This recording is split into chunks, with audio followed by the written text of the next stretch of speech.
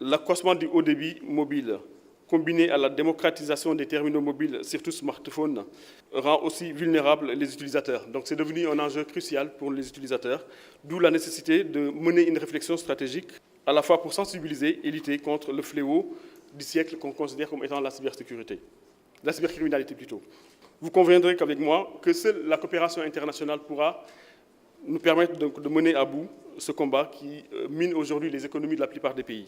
Nous avons eu vraiment le plaisir d'avoir la Côte d'Ivoire comme pays invité d'honneur, à qui nous disons encore Akwaba, d'être venu en force. Le thème choisi pour cette édition de l'IT Forum, à savoir enjeux de stratégie nationale pour le secteur numérique en Afrique de l'Ouest, quelle place pour la cybersécurité est d'une importance capitale et nous intéresse au plus haut point.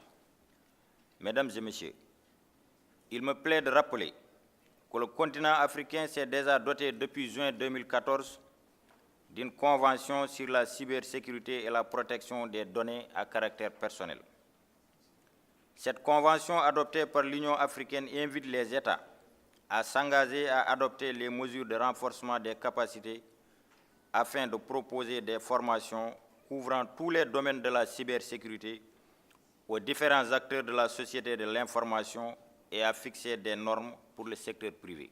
Au Sénégal, nous considérons la cybersécurité comme un pilier essentiel de notre stratégie Sénégal numérique en cours de formulation et dont le processus de validation est prévu au cours du mois d'avril 2016.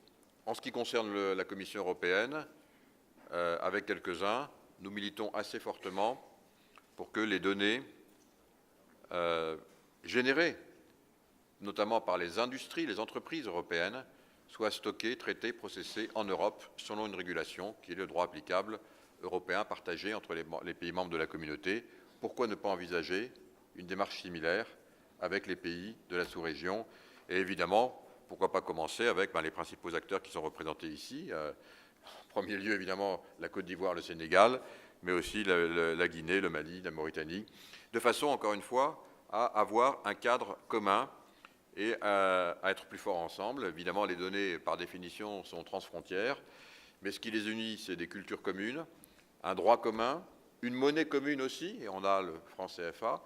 Donc tout existe aujourd'hui pour peut-être avoir ici un début d'approche qui me semblerait être extrêmement pertinent. L'Afrique est évidemment déjà pionnière dans les paiements mobiles avec 52% des transactions mondiales via le téléphone portable. Ça nécessite, là encore, et j'ai bien noté ce que vous disiez, notamment sur la formation des forces de sécurité, la formation des magistrats, la formation de brigades spécialisées au sein de la gendarmerie, de la police nationale sur ces questions. C'est absolument nécessaire. Quand on a plus de 50% des transactions mondiales qui se font par téléphone portable, il faut évidemment, c'est un lieu, comme on a organisé, on s'est protégé dans le monde, dans l'espace territorial, il faut se protéger évidemment dans l'espace informationnel.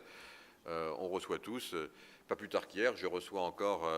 mon directeur financier reçoit des emails, on ne sait pas trop d'où, en lui demandant de procéder à un virement. Évidemment, vous avez tous connu ça. Il m'a envoyé ça hier. Il m'a dit, Monsieur le Président, voilà une instruction que je ne suivrai pas. Voilà, il a bien fait, il a eu des bons réflexes. Visiblement, c'était un peu louche. Mais enfin, on en a tous les jours. Hein, on en a tous les jours. Et il y en aura tous les jours. Donc, des magistrats spécialisés, c'est extrêmement important. Des corps spécialisés au sein de la gendarmerie, c'est très important. J'ai vu qu'il y a beaucoup de jeunes qui sont intéressés par ces questions, c'est formidable. Nous, on est prêts aussi à apporter notre contribution pour les former, assister aussi le corps académique dans les formations qui nous semblent importantes dans ces domaines-là, parce qu'évidemment, on voit des risques importants, surtout à un moment où Internet se diffuse. Alors la pénétration d'Internet, elle est très importante dans certaines géographies. Au niveau de la planète, 60% de la population mondiale n'a pas encore accès à Internet, c'est-à-dire plus de 4 milliards d'habitants qui n'ont pas Internet, mais ça va venir, on le sait. et il faut évidemment y participer. En Afrique, il y a encore des progrès à faire, hein, mais c'est un chantier absolument majeur dont vous vous occupez évidemment pour le Sénégal avec beaucoup de succès. Il faut poursuivre.